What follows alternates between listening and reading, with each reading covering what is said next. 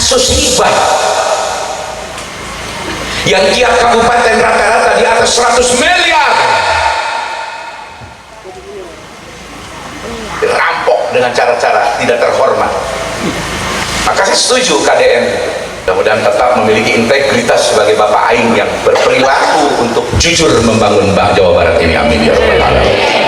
Berpihak kepada yang miskin, berpihak kepada rakyat lemah. Ngan urusan agama ulah nyontoh KDN, nyontoh Kiai Dilem. Nah, gitu udah dipertentangkan.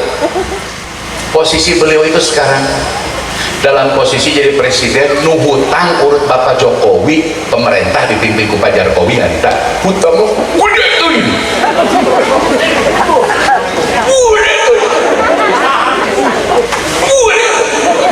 tapi kalau hutang asli loh ya, tidak palsu loh kalau hutang itu asli.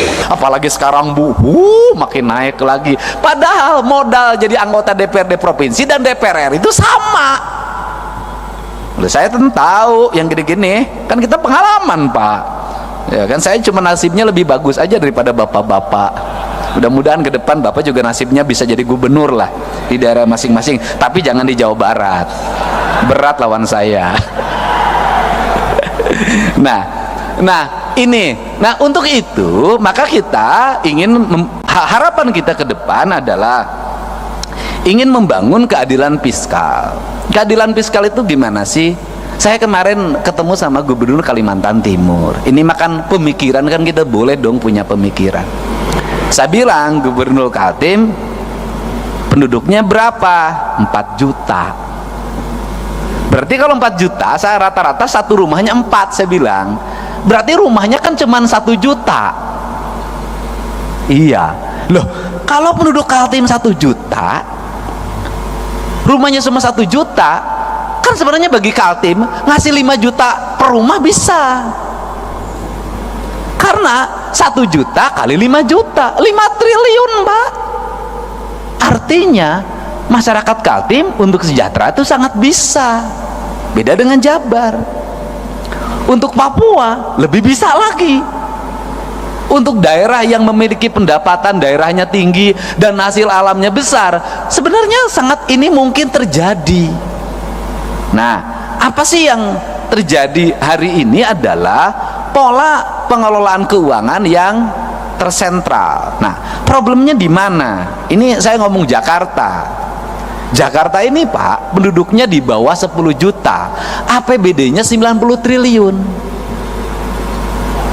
Kalau di Jakarta itu dari 10 juta ada 2 juta kepala keluarga, itu orang Jakarta bisa digaji per kepala keluarga 10 juta. Kenapa? Karena 10 juta dikali 2 juta hanya 20 triliun.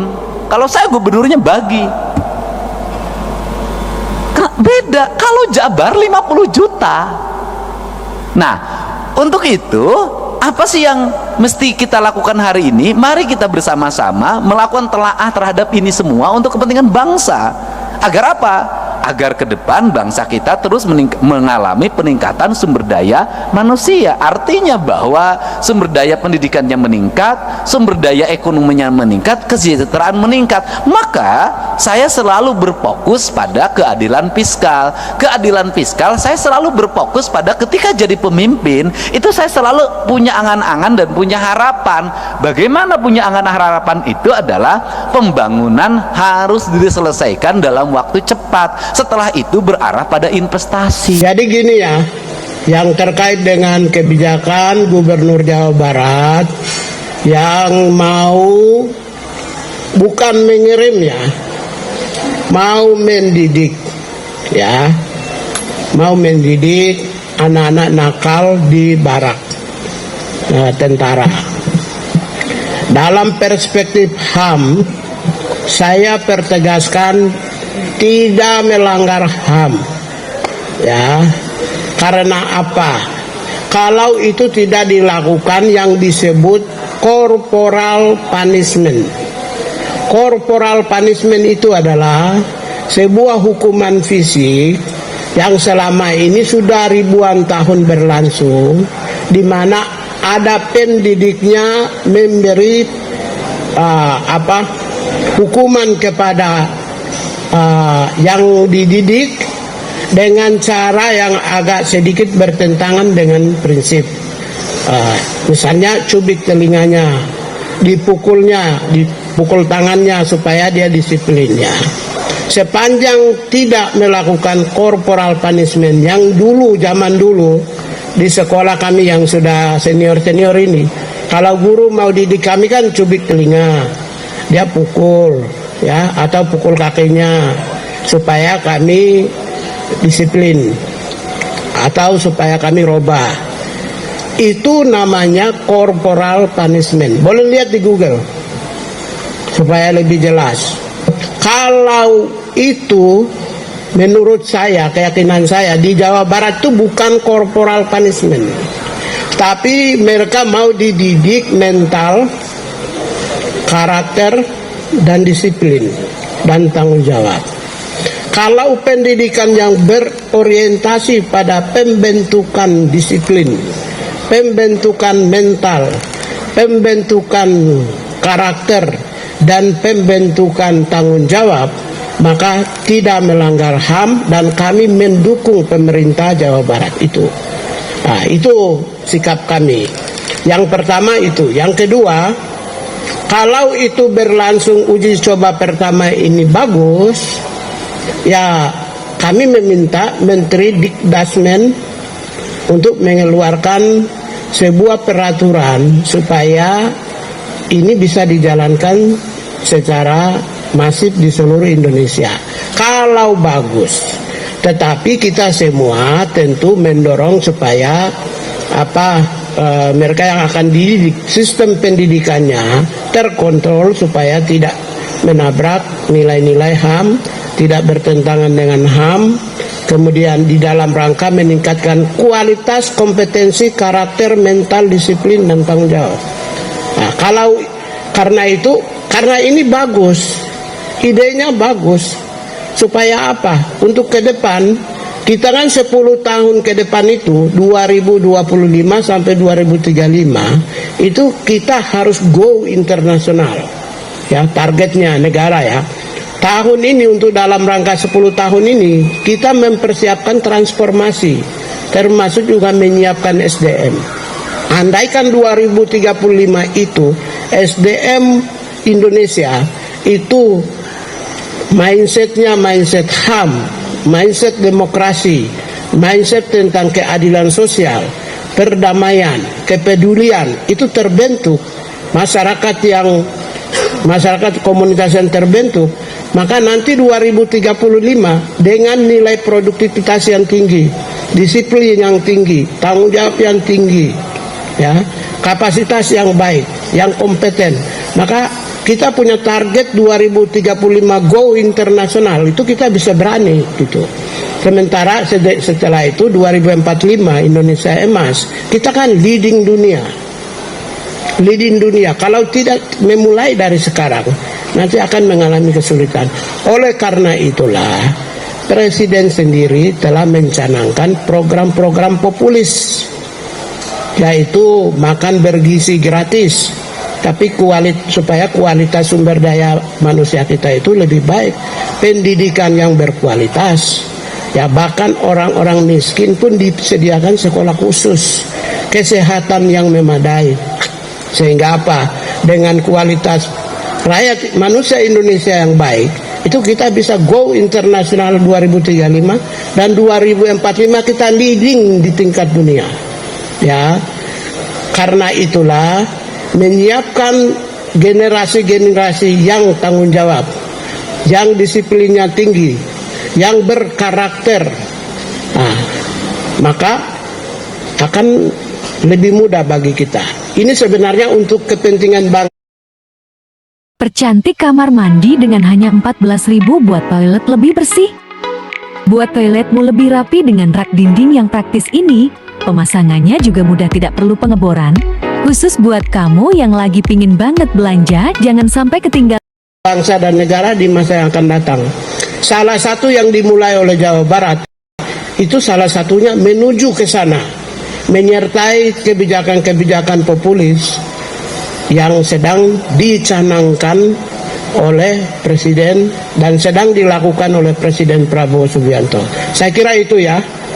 Karena itu dari sisi hak asasi manusia, saya belum melihat sebuah pendidikan yang mendorong terciptanya masyarakat yang disiplin tinggi, yang terciptanya masyarakat yang bermartabat, bermentalnya baik, objektif, tanggung jawab, itu melanggar HAM. Saya tidak menemukan, tidak ada.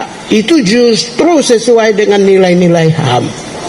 Ya, di negara-negara Barat, di negara-negara Asia, misalnya di Korea, mereka sudah dididik itu mental dan tanggung jawabnya. Karena itulah kita memulai dan kita harus apresiasi kepada Gubernur Jawa Barat yang memulai di seluruh Indonesia. Saya kira itu. OPD, organisasi perangkat daerah akan cepat dan anggota DPRD akan kritis. Kenapa? Dia akan kontrol alokasi anggaran pemerintah, dia akan kontrol pekerjaan, dia akan baca buku anggaran, dia akan baca realisasi anggaran dengan detail. Kenapa? Dengan membaca itu honorariumnya ada. Tapi kalau didapatnya pergi keluar, maka dia akan banyak keluar. Selama jadi anggota DPRD 5 tahun, masuk kantornya terhitung 20 hari. Bahkan ada saya ketika menjadi anggota Komisi 4, nggak pernah sekalipun orang itu masuk, tapi honor terima. Dan kemudian bikin aturan juga dong, yang rajin yang mendapat honorarium, yang nggak masuk nggak dapat. Bener, ini akan terjadi kinerja. Tapi kalau model pendekatannya keuangannya begini, sampai kapanpun kinerja tidak akan pernah optimal.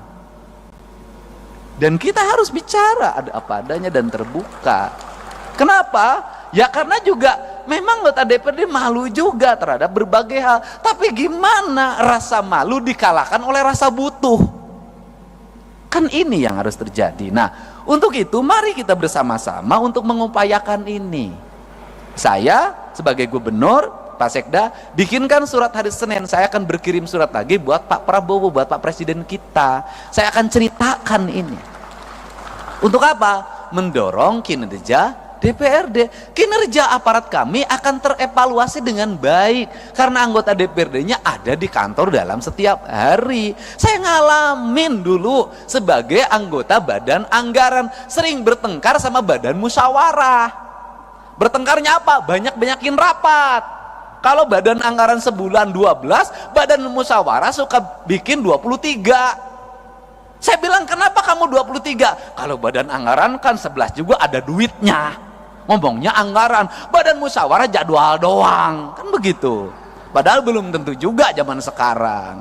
Kan kita kan kalau DPRD diomongin pasti duit, Pak, pasti pendapatan. Kenapa? Kadurungku kabutuh. Beda dengan Pak Sekda. Kenapa? Aman. Birokrat itu kan dapat duit masuk ke rekening semua. ATM-nya dipegang istrinya. Iya kan? Nah, kalau anggota DPRD tiap bulan tinggal setruknya. Kan saya tahu gitu loh, makin kesini makin mepet, makin kecil. Nah beda dengan DPR RI. Udah Bu, kalau DPR RI saya pernah ngalamin, apalagi sekarang Bu, makin naik lagi. Padahal modal jadi anggota DPRD provinsi dan DPR RI itu sama. Saya tentu tahu yang gini-gini, kan kita pengalaman Pak. Ya kan, saya cuma nasibnya lebih bagus aja daripada bapak-bapak.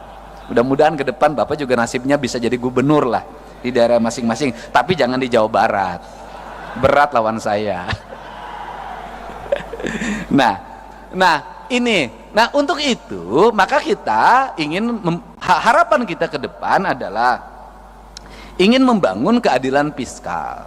Keadilan fiskal itu gimana sih? Saya kemarin ketemu sama Gubernur Kalimantan Timur. Ini makan pemikiran, kan kita boleh dong punya pemikiran. Saya bilang, Gubernur Kaltim, penduduknya berapa? 4 juta. Berarti kalau 4 juta, saya rata-rata satu rumahnya 4, saya bilang. Berarti rumahnya kan cuma 1 juta. Iya.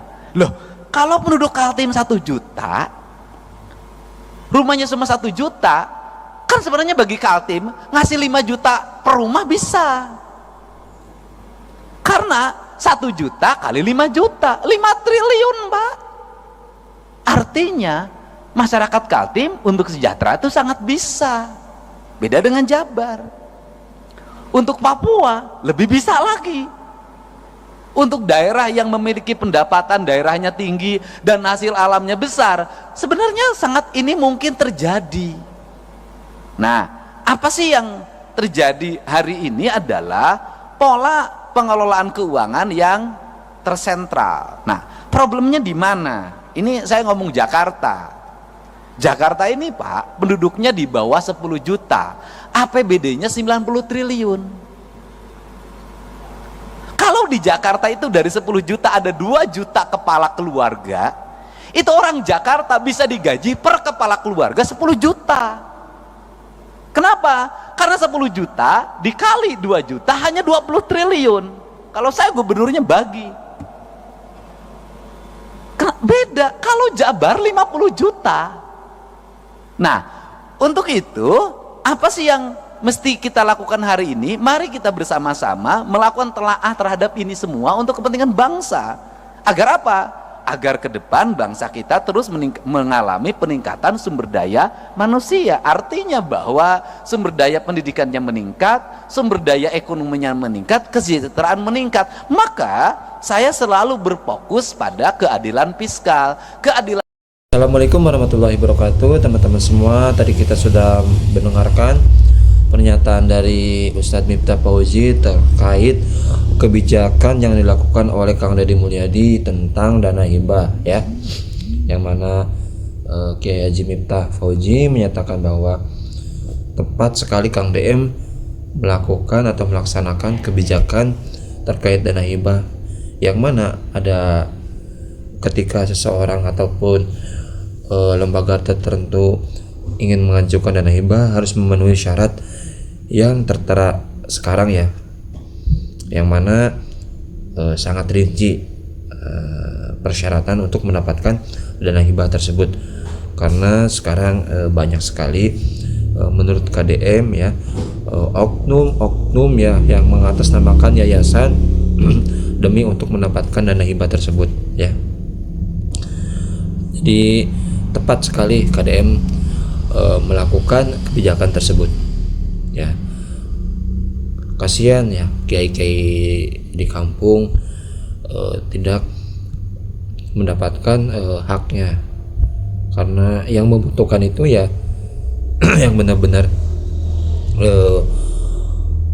untuk membangun pondok ataupun benar-benar, ya, santrinya ada, seperti itu, ya. Jangan hanya membuat yayasan tetapi tidak berguna yayasannya itu, ya, jadi membuang-buang uang, seperti itu, ya. Jadi lanjutkan, ya, Bapak Aing, ya. Terus kemudian tadi ada pidato dari Kang Deddy Mulyadi tentang sebetulnya, ya, warga Jakarta itu bisa mendapatkan per kakaknya itu 5 juta rupiah, ya, per bulannya. Dengan dalil apa? Dengan pendapatan pendapatan per daerahnya itu sudah melebihi dari, ya, jumlah penduduk yang berada di daerah tersebut. Beda dengan Jawa Barat, ya, yang penduduknya itu terbesar di Indonesia, ya, melebihi 200 juta, ya. Bayangkan teman-teman, ya, Jawa Barat menjadi basic terbesar di Indonesia. Jadi KDM tidak mungkin, ya, menurut beliau bisa membagi-bagikan, ya, per kakaknya itu sebesar 5 juta rupiah. Ya, ini peringatan keras, ya, untuk Gubernur Jakarta, ya. Kalau masyarakatnya tahu, entah mau seperti apa, ya. Kemudian tadi ada juga terkait Komnas HAM mengomentari kebijakan yang dilakukan oleh KDM tentang siswa nakal harus ke barak, ya, yang mana itu sangat-sangat positif menurut Komnas HAM. Akibatnya, ya, jika dilakukan seperti itu banyak perubahan-perubahan yang terjadi di remaja tersebut. Intinya sangat membantu dan sangat efisiensi ya terkait ketika sudah ya teracuni dengan pergaulan yang salah, ya sangat efisiensi sekali mendapatkan pendidikan seperti itu di barak ya. Oke, itu di video kali ini. Terima kasih, semoga KDM sehat selalu dan semoga ibu-ibu bapak-bapak semuanya sehat selalu. Oke, terima kasih, sampai berjumpa next video. Assalamualaikum warahmatullahi wabarakatuh.